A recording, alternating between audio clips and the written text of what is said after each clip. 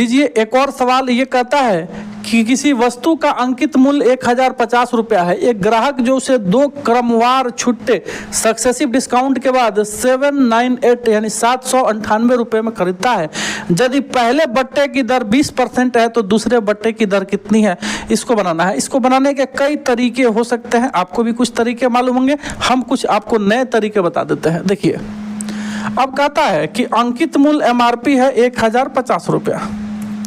अब इसको पहला डिस्काउंट जब मिला होगा तो 20% डिस्काउंट मिला होगा, यानी इसका 80% पेमेंट वो किया होगा। अब मान लीजिए कि दूसरा डिस्काउंट इसको X% का मिल जाता है और ये सब करने के बाद इसको मिलता है, ये कितना रुपया दिया, इसको मिलता है 790 और 898 रुपये में।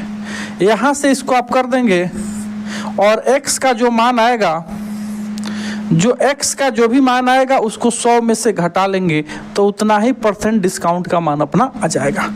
पहला मेथड ये है इसका। अब हम बात करते हैं इसके दूसरे मेथड पे बात कर लेते हैं। तो दूसरा मेथड क्या है, तो आप देखिए कि 1050 रुपये इसका MRP है। पहला डिस्काउंट इसको 20% का मिला होगा तो ये कितना रहा होगा, 105 दूनी 210, यानी 210 रुपये का डिस्काउंट हो गया होगा। तो पहले डिस्काउंट के बाद इसका दाम कितना बन गया होगा, देखिए अब पहले डिस्काउंट के बाद इसका दाम बना होगा 210 रुपया कम। तो 1000 में से 200 कम करेंगे 800, 50 में से 10 कम करेंगे तो 40, ये हो गया होगा 840। अब 840 में नहीं खरीद कर वो खरीदता है 798 में, यानी फिर डिस्काउंट रुपए में कितने रुपए का मिलता है, तो दूसरा डिस्काउंट जो मिला होगा वो मिला होगा इस रुपए पर। तो देखिए आप कि 798।